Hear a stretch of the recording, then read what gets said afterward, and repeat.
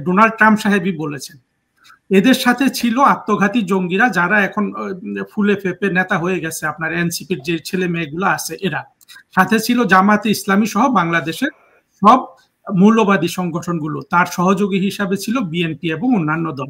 মূলত বাংলাদেশ আওয়ামী লীগ ছাড়া এবং আওয়ামী লীগের সহযোগী কিছু 14 দলের কিছু বড় বড় নেতা ছাড়া সব পুরো বাংলাদেশ কিন্তু এই ষড়যন্ত্রে পা দিল। তাহলে দেখেন, এই ষড়যন্ত্র আমি আর আপনি বলছি না, এই ষড়যন্ত্র স্বীকার করেছে জঙ্গি মাহফুজ, এই ষড়যন্ত্র স্বীকার করেছে স্বয়ং ডোনাল্ড ট্রাম্পের পক্ষ থেকে। হ্যাঁ, এই ষড়যন্ত্র পরবর্তীতে সবাই স্বীকার করেছে। আপনি যেই জঙ্গিটা আজকে মন্ত্রী হয়ে বসে আছে আসিফ সজীব ভুঁইয়া, সেও স্বীকার করেছে যে তাদের পরিকল্পনা ছিল কিন্তু অস্ত্র হাতে নেমে যাওয়ার জন্য। এত বড় একটা ষড়যন্ত্র হয়ে গেল, সেই ষড়যন্ত্র বাংলাদেশের সেনাবাহিনী, বাংলাদেশের বাহিনীগুলো, তাদের অধীনে এতগুলো বিভিন্ন গোয়েন্দা সংস্থা থাকা সত্ত্বেও তারা কিন্তু সেগুলো জানতে পারে নাই। তারা জঙ্গিদের সহযোগী হয়েছে, তারা আপনার ষড়যন্ত্রের সহযোগী হয়েছে। ষড়যন্ত্রকারীদের যেভাবে হোক, আমরা তো এর পেছনের কারণটা হলো যে জাতিসংঘের চাকরি বাধাগ্রস্ত হবে, এটা যখন ভলকার টুক ধমক দিয়েছে, সেনাবাহিনী সাথে সাথে দেশের বিরুদ্ধে চলে গেল, অর্থাৎ জঙ্গিদের বিরুদ্ধে। আর তারা জঙ্গিদেরকে, যেটা তাদের সাংবিধানিক দায়িত্ব, যেটা তাদের রাষ্ট্রীয় দায়িত্ব, যেটা তাদের চাকরির দায়িত্ব, সাংবিধানিক সরকারকে রক্ষা করা এবং যে কোনো ধরনের অনাচার সৃষ্টিকারীদের থামানো, তারা সেটা থামানোর তো চেষ্টাই করেনি। এখন বরঞ্চ আমরা কিছু খবর পাচ্ছি যে আপনার 2 আগস্ট থেকে সেনাবাহিনীর অনেক হিজবুত তাহরিরের যেসব সদস্য সেনাবাহিনীতে ঢুকেছে, এরা সিভিল পোশাকে বের হয়ে জঙ্গিদের সাথে যোগ দিয়েছে। এরাই বন্দুক দিয়ে, ওই যে একটা বুলেটের নাম বলে 7 কি যেন, ওটা দিয়ে 7.62 এটা দিয়ে তারা কিন্তু নিরীহ মানুষ এবং জঙ্গিদের খুন খারাপই করেছে। হ্যাঁ, আমি বলছি না যে এখানে সাধারণ মানুষ যায় নাই, কিন্তু এখানে সাধারণ মানুষ গেছে একটা ষড়যন্ত্রের শিকার হয়ে। পরবর্তীতে এই ষড়যন্ত্রটা দেশি পক্ষ বিদেশি পক্ষ সবাই স্বীকার করেছে। তারপরেও কিন্তু এখনো এটাকে বলে যাওয়া হচ্ছে যে এটা একটা অভ্যুত্থান ছিল। যাই হোক, তখন দেখেন সেনাবাহিনী জঙ্গিদের পক্ষ নিল। আর আজকে গোপালগঞ্জে নিরীহ মানুষ, তারা কোনো অস্ত্র দেখায় নাই, তারা কোনো গোলা বারুদ দেখায় নাই, তারা কোনো আপনার একটা লাঠি সোটাও কিন্তু দেখায় নাই। হ্যাঁ, এই নিরীহ মানুষগুলাকে সেনাবাহিনী বাংলাদেশের সাধারণ জনগণকে আজকে হত্যা করবে। আপনি চিন্তা করে দেখেন কোথা থেকে কোথায় চলে আসলো। আর যেই মাত্রায় বল প্রয়োগ করেছে সেনাবাহিনী গোপালগঞ্জে, যে যতগুলো আমরা অফিসিয়ালি আপনার কিছু ফিগার 5 জন পর্যন্ত আজকে জানা যাচ্ছে, এটা তো কার অফিসিয়াল? এটা হলো ইউনুসের সরকারি অফিসিয়াল। ইউনুসকে, যার 40 বছরের জীবনে এমন কোনো গুরুত্বপূর্ণ স্টেটমেন্ট নাই যেখানে সে সত্য কথা বলেছে। একটা মিথ্যাবাদী, বাটপার এবং জঙ্গি নায়কের যে সরকার, তারা বলতেছে 5 জন, অথচ আজকে দেখেন গোপালগঞ্জে কিন্তু শত শত মানুষ নিখোঁজ। হ্যাঁ, হাজার হাজার ধরপাকড় হচ্ছে। আপনি দেখেছেন কখনো বাংলাদেশের কোনো জায়গায় সামরিক বাহিনী, আর্মি, নেভি সবাইকে নামানো হয় একটা জেলার লোকজনকে দমন করার জন্য? না, দেখেন নাই। তারপরেও এখন দেখেন বাংলাদেশে যেসব লোকজন মানবাধিকার নিয়ে কথা বলতো, আপনি কতগুলো লোক চিন্তা করেন, এই যে আনু মোহাম্মদ, তারপরে এই যে ডেইলি স্টার, প্রথম আলো, অধিকার, যারা যারা বাংলাদেশে এসব নিয়ে কথা বলতো, কারো কিন্তু কোনো মায়া লাগছে না, তাই না? অথচ বাংলাদেশের সবচেয়ে দমন পীড়ন চলতেছে আজকে এই মুহূর্তে গোপালগঞ্জে, এবং যেই রকম ভয়াবহ দমন পীড়ন আমরা কিন্তু বাংলাদেশের ইতিহাসে দেখি নাই। আমরা ঢাকা শহরে কিছু উন্মাদনা দেখি। আমি 30 বছর সাংবাদিকতা করি, আমি কোনোদিনও দেখি নাই যে সেনাবাহিনীর গুলিতে বাংলাদেশিদের প্রাণ গেছে।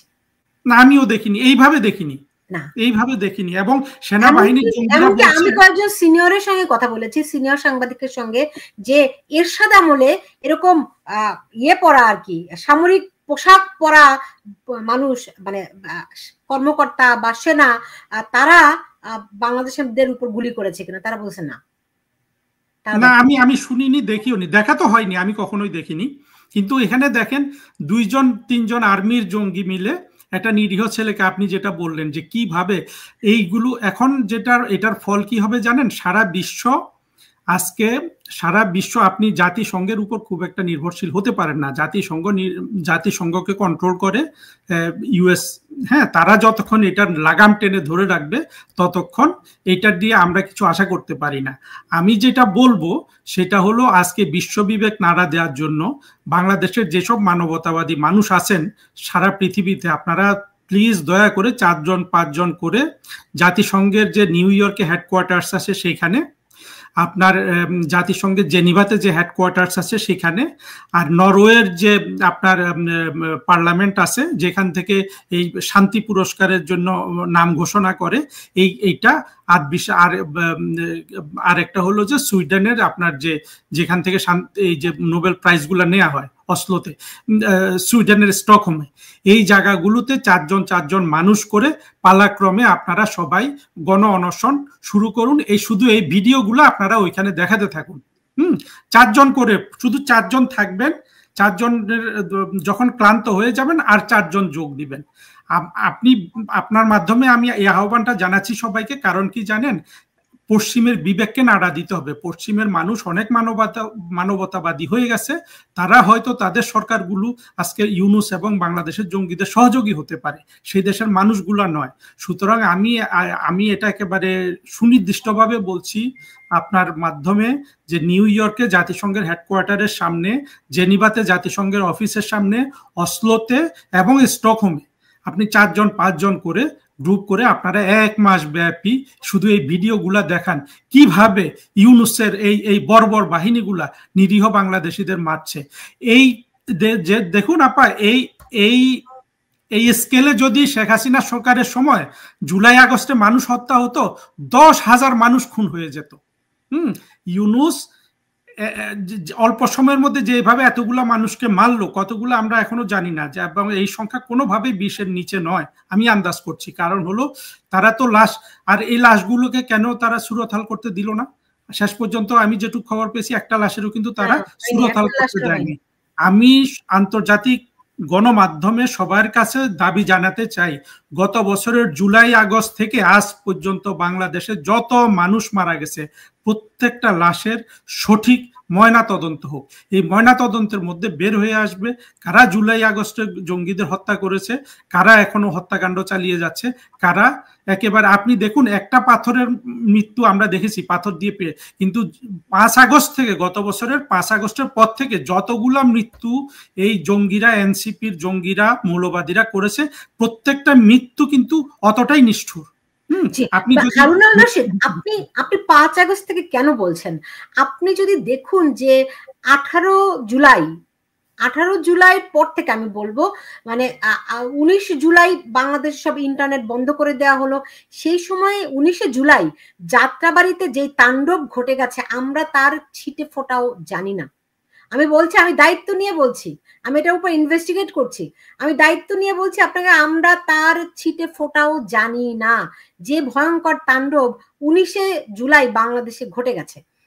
এখন এই প্রত্যেকটি মৃত্যু নিঃসন্দেহে নির্মম, কিন্তু আপনি যে বিষয়টি বলছেন যে কেন এই গোপালগঞ্জে যারা মারা গেছে তাদের একটিরও ময়নাতদন্ত হয়নি, এবং যে যারা আপনার 5ই আগস্টের আগে পরে মারা গেছে, 5ই আগস্টের আগে যারা মারা গেছে তাদের ময়নাতদন্ত হয়েছে, তারপরে কারো কোনো ময়নাতদন্ত হয়নি কেন? এই ময়নাতদন্ত যদি করা হয় তাহলে কিন্তু ইউনুস যে বলেছিল তার মেটিকুলাস ডিজাইন, মেটিকুলাস প্ল্যান, সেগুলা বের হয়ে আসবে, এবং এই ময়নাতদন্তগুলো হওয়া খুবই দরকার। প্রধানমন্ত্রী শেখ হাসিনাও এই আহ্বান জানিয়েছেন, আমরা সবাই এই আহ্বান জানাই, কারণ জুলাই আগস্ট মাসে গত বছরের বাংলাদেশের একটা স্থায়ী ক্ষতি হয়ে গেছে। আজকে দেখেন বাংলাদেশের মানুষের নিরাপত্তা নাই, বাংলাদেশের মানুষের রুটি রোজগারের ব্যবস্থা নাই। আপনি দেখুন, একটুখানি রিলেট করুন, আমরা না এত দ্রুত এত রকম ঘটনা ঘটছে, আমরা না ওই যে পিসেস, একটা পাজেলের পিসেস সব জায়গায় ছড়িয়ে ছিটিয়ে থাকলে পুরো দৃশ্যটি, পুরো পাজেলটি আমরা মেলাতে পারছি না আসলে। আপনি দেখুন, এই যখন ময়নাতদন্তের কথা বলা হয়েছিল তখন সার্জিস আলম ঘোষণা দিলেন যে যদি এই লাশ উত্তোলন করা হয় তাহলে যুদ্ধ হয়ে যাবে দেশে। কেন? তার কি হাইট? কারণ হলো এই জঙ্গি সার্জিস নামে যে জঙ্গি, যে ছাত্র লীগের মধ্যে লুকিয়ে ছিল এবং হাসনাত, এই আত্মঘাতী জঙ্গিগুলা তো জানে ওরাই খুনগুলা করেছে। ওরা বা ওদের সহযোগীরা পিছন থেকে গুলি করে এবং সেনাবাহিনী থেকে বিভিন্ন অফিসাররা আপনার সিভিল ড্রেসে বের হয়ে এসে, যারা হিজবুতের সদস্য, শিবিরের সদস্য, এরা পেছন থেকে গুলি করে নিরীহ মানুষকে মেরেছে, জঙ্গিদেরও মেরেছে। যারা মারা গেছে তাদের মধ্যে নিরীহ মানুষ আছে, জঙ্গি আছে, কিন্তু এই ময়নাতদন্তগুলো হলে সার্জিস্ট্রাই যে এই হত্যাকাণ্ড ঘটিয়েছে সেটা বের হয়ে আসবে, সেই জন্য তারা এটা হতে দিতে চায়নি। ওকে, এখন এখন ধরেন আমরা দেখলাম জাতিসংঘ, আপনিও বলছিলেন যে ভলকার তুর্ক, তিনি কিভাবে করে, তিনি নিজে বলেছেন বিবিসির টক শোতে যে তিনি সেনাপ্রধানকে বলেছেন যে যুক্ত না হতে, রাইট? জি, এবং হলে শান্তি করতে পারেন না কোনোভাবেই, তিনি একটি সার্বভৌম রাষ্ট্রে তার এখতিয়ারই নাই, পারেন না। তিনি বড়জোর সরকারকে হুঁশিয়ারি দিতে পারেন, কিন্তু তিনি সেনাপ্রধানকে সরাসরি এই কথা বলতে পারেন না। তারা করেছে। এখন গোপালগঞ্জে যা ঘটছে, পুরো বাংলাদেশে যা ঘটছে, এর জন্য মানুষ কোথায় গিয়ে দাঁড়াবে? জাতিসংঘ যদি এই মেটিকুলাস ডিজাইনের অংশ হয়, মানুষের উপায়টা কি আছে? দেখুন, যেভাবে হোক এই জঙ্গি ভলকার ট্যুরকে ইউনুস তার মেটিকুলাস প্ল্যানের অংশীদার করতে পেরেছে। ইউনুস তো আগে থেকেই বিভিন্ন দেশের মানুষজন চেনে, এই ষড়যন্ত্রে সে যুক্ত হয়েছে, ভলকার ট্যুরকে সে এই ষড়যন্ত্রে যুক্ত করেছে। ইউনাইটেড স্টেটস বাংলাদেশের সরকার পরিবর্তন চেয়েছে, তারা অগ্রিম $29 মিলিয়ন পাঠিয়ে দিয়েছে। দেখেন এই টাকাগুলো কারা পেয়েছে?